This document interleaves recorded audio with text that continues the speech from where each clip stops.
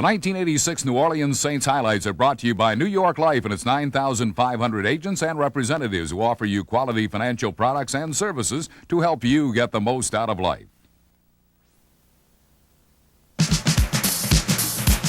Since 1975, the focal point of downtown New Orleans has been the Louisiana Superdome. In 1986, pro football's most faithful supporters returned to greet a new edition of their favorite team and cheer it on toward that elusive first winning season. The true saints of the Superdome have always been the fans.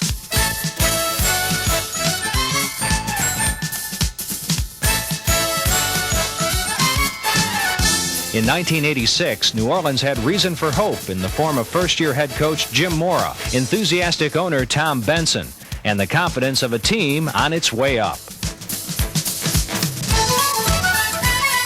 Actually, the '86 season would have its ups and downs.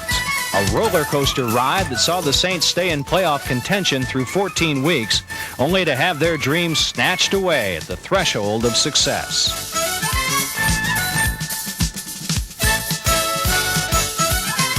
Through it all, the new coach kept his cool.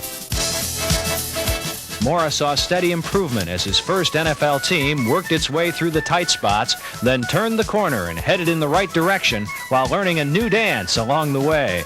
And it's time to crank up the Benson Boogie and exhorting the fans. It sort of looks like Jackie Gleason on the Honeymooners, doesn't it? The Benson Boogie sprang spontaneously from a contagious excitement that had fleur-de-lis flying and helped unite an entire state and its team. This new feeling in the Superdome air was all about the future and what it takes to win.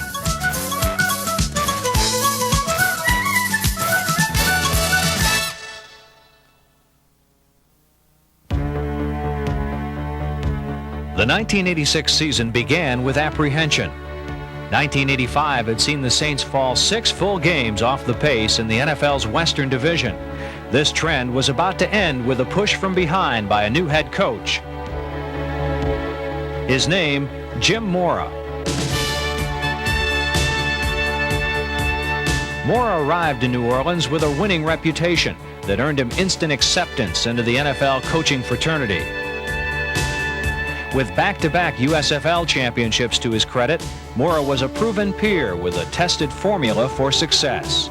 I'm not against criticizing them whenever I think it's necessary. I think the important thing is to be consistent with your players so that they know where you're coming from and where they stand. And I think it's very important that you be fair, but also at the same time be firm with them. He demands a lot out of you. He doesn't take anything for granted. His way of motivating a player, making sure he does every play right, his winning attitude in general. We all know what Mr. Mora, Coach Mora, sir, whatever you want to call him, wants now. We can go out there and work hard to give it to him. He's a real stickler for details, and he just makes sure that everything is covered going into the game. Wants to be as well prepared as he possibly can. And I think that carries over to the team, the discipline part of it and the being prepared. And that makes you going into the game more confident of what your assignments are, more confident of what the team is going to be able to do.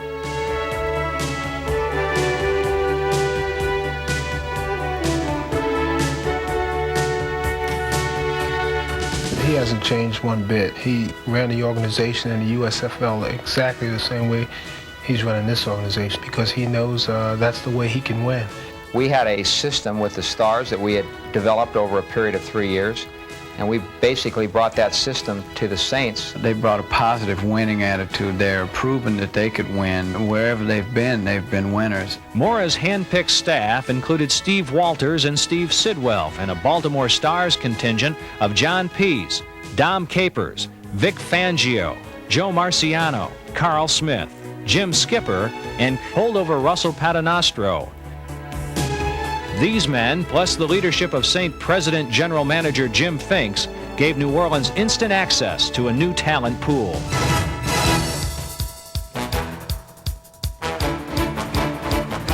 From the other league came number 53, Vaughn Johnson, who made an immediate impact at linebacker, while Antonio Gibson threw his weight around at strong safety. At 6'3" and 205 pounds, number 27 was big enough to overpower a play before it got started and quick enough to make the safety blitz a New Orleans specialty. But the biggest USFL prize came in the smallest package. 5'9" Sam Mills played way over his head at inside linebacker and stepped right into a starter's role using brains instead of brawn and instinct instead of inches to get his hard-hitting job done. Soon, Sam Mills was holding his own with the big boys of the NFL and helping his team toward an aggressive new era of Saint defense. The new addition sparked every aspect of the New Orleans resurgence, including the game-breaking excitement of return specialist Mel Gray, who set an all-time New Orleans record with a 101-yard kickoff return against the 49ers. To the 30, to the 40. He's got room to midfield. He's still on his feet, and it's a foot race. Nobody's going to catch him. Mel Gray's going all the way for the touchdown. Mora's explosive Underground Railroad supplemented the New Orleans draft, which added 2 fresh faces to the Saint rushing game.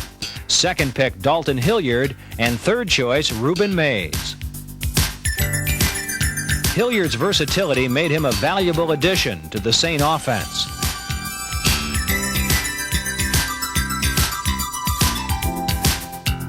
Whether throwing for a touchdown or running for one, the former LSU star displayed polished skills far beyond his years, as he darted for over 400 yards rushing and followed his blockers for 5 touchdowns during 1986.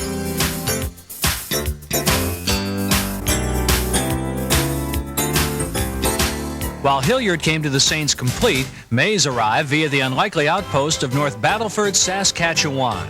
He was a rare find, a Canadian kid who picked football over hockey, then set his sights on the NFL. When he joined the Saints, Mays still had a lot to learn, including how to set up his blockers instead of running by them. But the natural skills of number 36 were too numerous to ignore. His balance and instinctive ability to maneuver in the open field and his strength and quickness in slashing off tackle marked Ruben Mays as one of a kind.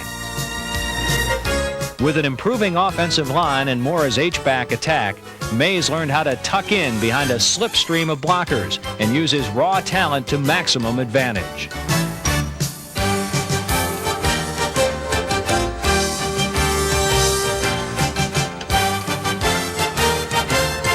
Before long, Saint fans were beating the drum for the sleeper who would become everyone's Rookie of the Year.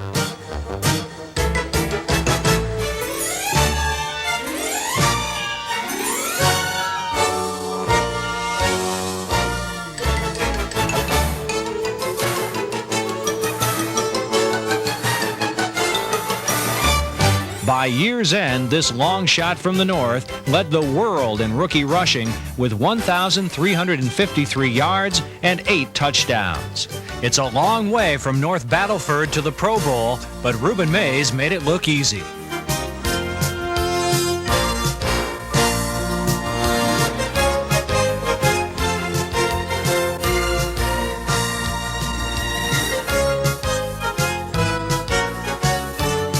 From the 27, they'll sweep it to this side with Mays. He's going to reverse his field at the 30. He's got room around the far sideline. Wilson's going to throw a block. Mays is going to go all the way for the touchdown.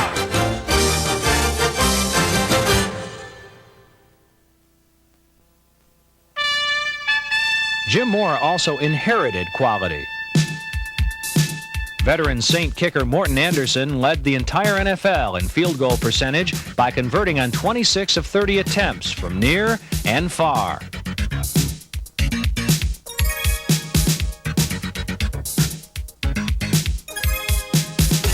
Number 7 was named All-Pro for both his accuracy and his distance.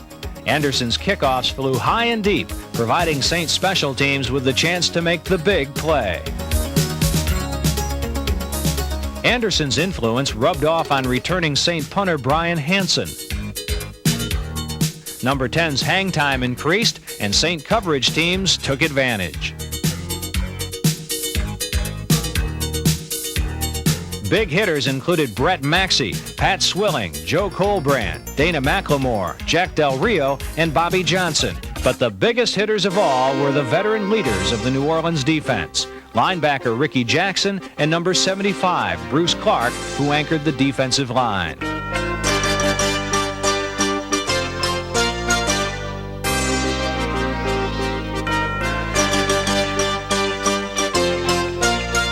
Clark is the rare example of a big man who is equally adept at crushing a run at the line of scrimmage or slip-sliding his way to a quarterback sack.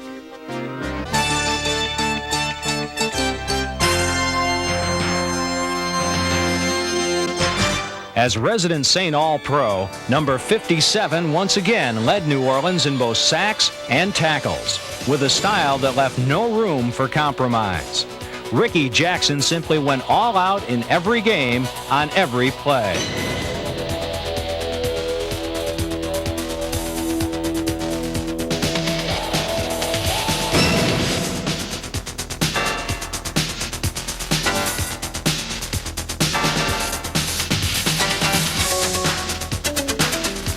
Whether meeting a play head-on or chasing it down from behind, there was not a more consistent linebacker in the NFL than Ricky Jackson. And against the Falcons in Atlanta, he simply dominated.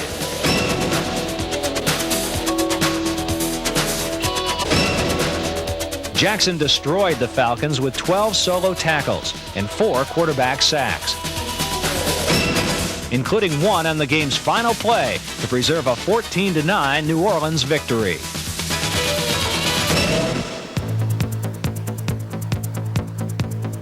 Jim Mora's blend of old and new gave the Saints a new image and opponents that run-down feeling.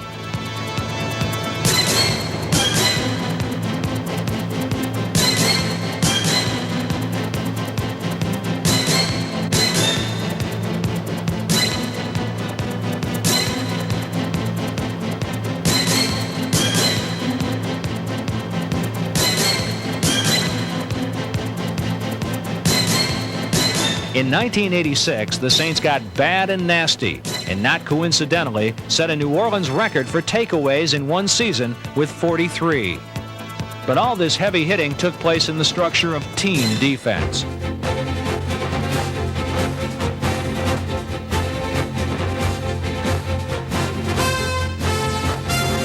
Team defense meant putting a maximum of black and gold around the ball on every play.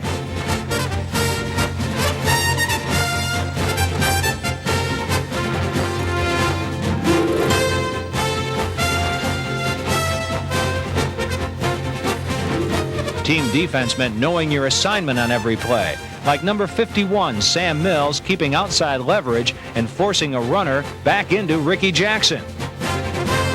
Team defense allowed for individual brilliance, like that of number 97, Jumpy Geathers.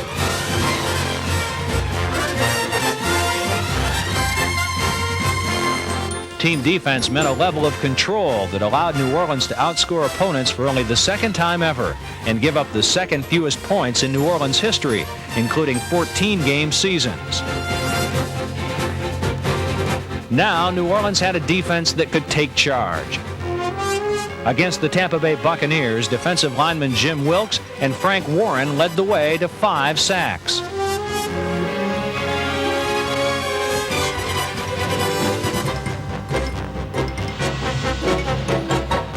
With the Superdome super fans cheering them on, the Saints forced 3 fumbles and recovered all 3.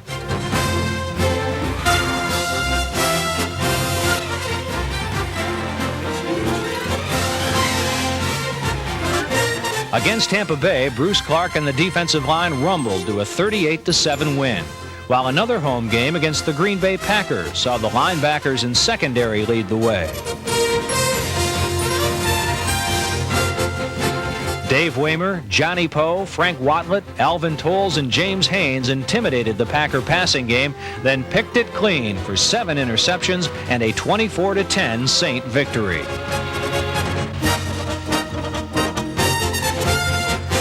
Straight back is Ferragamo, throwing up the backfield, picked off by Haynes. He's at the 10, the 5, touchdown New Orleans! While the defense came on strong, Saint offensive fortunes kept getting stalled. Bobby Hebert started the season with the promise of his long-distance right arm.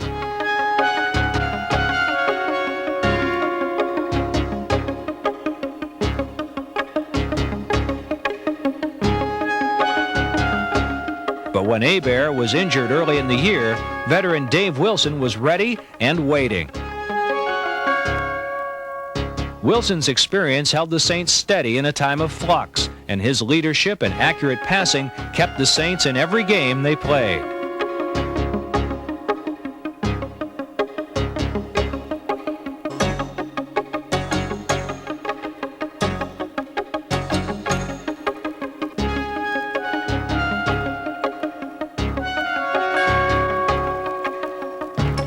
While Wilson's efforts were expected, the offensive line started out as a question mark. But as the year progressed, both quarterbacks benefited from the growing cohesion of Bill Kontz, Brad Edelman, Steve Court, Chuck Comiskey, and Stan Brock.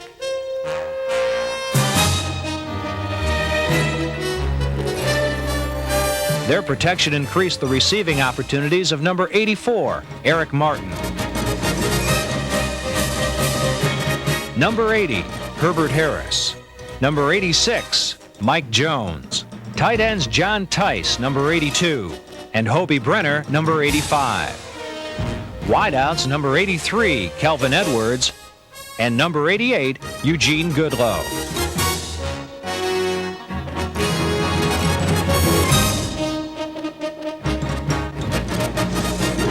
Saints' passing potential was impressive, but balance was the ultimate goal. Excellent run blocking and Reuben Mays gave New Orleans one half the equation.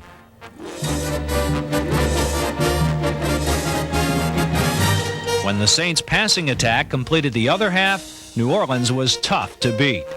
Against the St. Louis Cardinals, Wilson completed a touchdown pass to Mike Jones, and Mays ran for 131 yards to spark a 16-7 New Orleans win. In the Hoosier Dome, the Indianapolis Colts fell 17-14. This time, the pass was to Eric Martin. And fullback Buford Jordan did the honors on the ground. Against the New York Giants, Dalton Hilliard went over the top for a first-half touchdown. And Dave Wilson staked the Saints to a 17-0 lead by going deep to Eric Martin.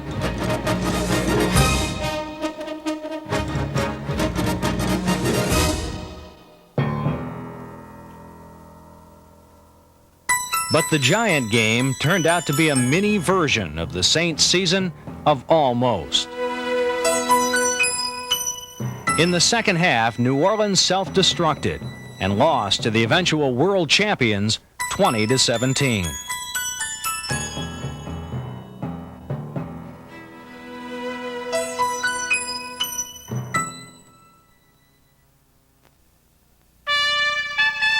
At times, Jim Mora's first season was a struggle, with injuries to key performers like Brad Edelman and first-round draft choice Jim Dombrowski.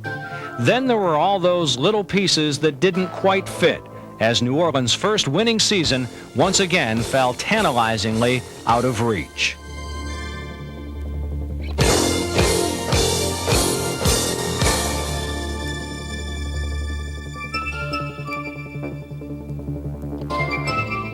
One year was not enough to work out all the variables of victory. So once again, the Saint fans sat loyally by, grateful for the little things and waiting patiently for someone to lead them to the promised land. But for 2 weeks at least, the Saints stood tall with the best teams their division had to offer.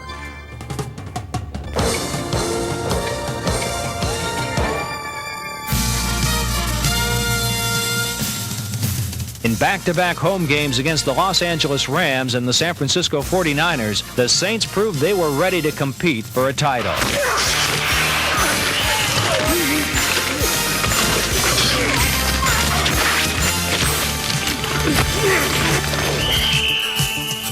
Leading the way was team defense, holding the Rams to 53 yards and the 49ers to 52 yards rushing.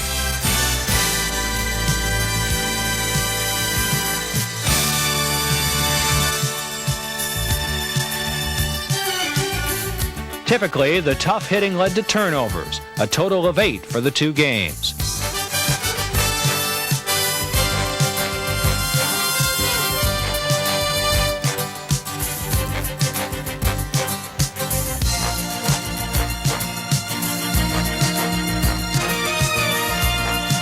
These 2 games turned out to be a microcosm for the Saints' whole season. Saint defense takes away the ball. Saint offense throws just enough to keep everyone honest. Then Saint offense turns the ball over to the meal ticket.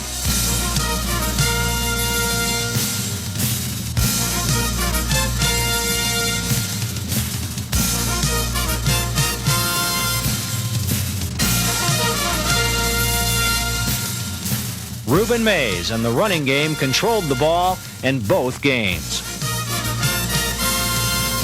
Morton Anderson kicked 2 field goals to beat Los Angeles 6-0. Mays scored twice for a 23-10 win over San Francisco. It is over. The Saints have won. There was no time left, and the Saints have beaten the Los Angeles Rams 6-0. 62,352 fans on their feet and applauding this New Orleans Saints team. At year's end, the Saints of the Superdome were grateful, and so were the players. They're starved for wins. They deserve a team that will win, and gosh, they're probably the most faithful fans anywhere in America. They hang in a little longer. This could be the year. We're trying to stress a commitment to winning, to doing what we feel is necessary to get some wins. If they can see some success from their hard work and efforts and this commitment, then I think the winning attitude develops and takes place.